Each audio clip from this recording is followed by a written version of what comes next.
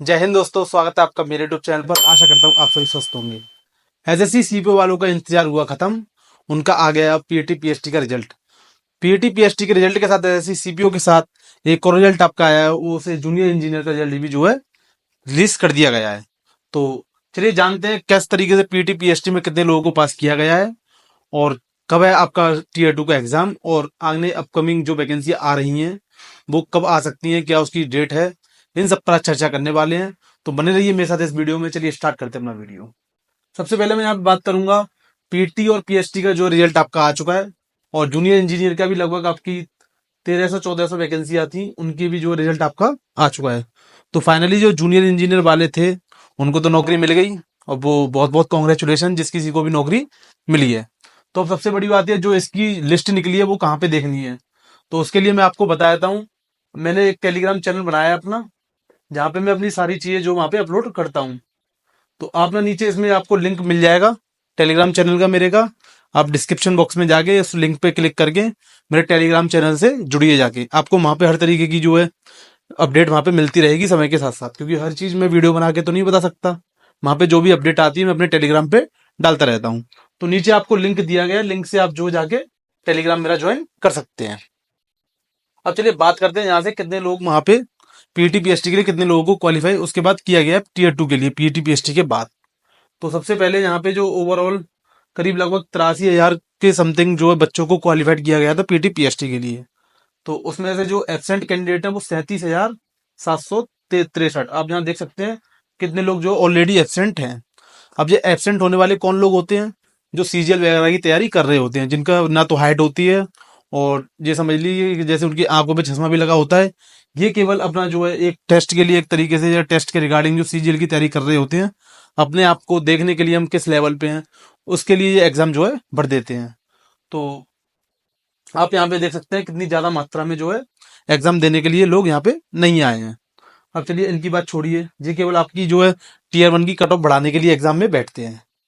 अब यहाँ पे जो टेम्परेरी जो अनफिट किए गए हैं वो केवल 4 लोग हैं, जो वहां पे किसी मतलब उनको कोई इंजरी हो गई होगी साथ के साथ, या कोई और उनके साथ दिक्कत हो गई होगी, उसकी वजह से उनको टेम्परेरी अभी अनफिट कर दिया गया है। और जो नॉट क्वालिफाइड कैंडिडेट है, जिसको जो क्वालिफाइड कर ही नहीं पाए थे, वो हमारे पास कैंडिडेट है 21,661, जो कि उसमें नॉट क्वालिफाइड कर दिए गए हैं। अब यहाँ पे मेन चीज बात आती है क्वालिफाइड कितने किए गए हैं।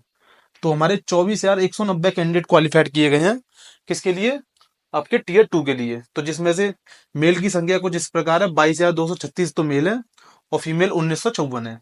तो यहाँ पे आप देख सकते हैं फीमेल की वैकेंसी कम है, तो फीमेल भी 1,954 यहाँ पे बची हुई है, और मेल की बात करें तो मेल भी अच्छे खासे यहाँ पे 22,236 मेल जो है बचे हुए हैं। हमारे पास टोटल वैकेंसी इस बार कितनी थी आप सभी को पता ही होगा, 5308 वैकेंसी हमारे पास थी।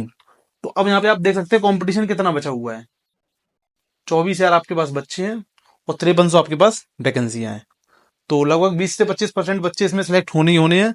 तो अपनी तैयारी आप प्रॉपर करते रहिए। अब मेन चीज ये आती है कि टीयर 2 का एग्जाम कब है। अब एग्जाम डेट आपको साथ के साथ उसके बाद दे रखी है, 8 मार्च का आपको आपका जो है टीयर 2 का एग्जाम है। यदि आप आज से अपनी डेट संभाले तो आपके पास कम से कम बस एक ही महीना बचा हुआ है। अब मेन चीज ये है कि एक महीने में आप क्या कर सकते हैं। तो मैं तो आपको सलाह देना चाहूंगा, अब आपने जो पढ़ा था वो तो अभी काफी टाइम से आप पढ़ते ही आ रहे हैं। अब 200 नंबर का जो है इंग्लिश का पेपर आपका आएगा टीयर 2 के लिए। तो आप केवल मॉक टेस्ट ही मॉक टेस्ट लगाएं। जैसे आपके पास अभी सपोज कीजिए 30 दिन है, तो मेरे हिसाब से आप कम से कम 30 दिन में 60 मॉक टेस्ट लगा लीजिए। इतना आपके लिए सफिशियंट है। अगर आप पढ़े हैं तो 60 मॉक टेस्ट बहुत होते हैं।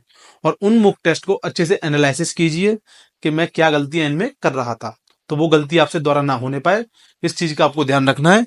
बाकी अब बस आपके पास नेक्स्ट स्टेप में मैंने एक ही सॉल्यूशन आपको दिया है, केवल मॉक टेस्ट।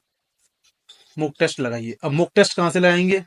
अब मॉक टेस्ट चाहे तो आप जो आपको जो भी प्लेटफॉर्म मिल रहा है आप सब प्लेटफॉर्म पे जाके मॉक टेस्ट लगाइए, क्योंकि हर प्लेटफॉर्म का ट्राई कीजिए किस किस मॉक टेस्ट को आपकी हर किसी का लेवल अलग है, किसी का लेवल अलग है।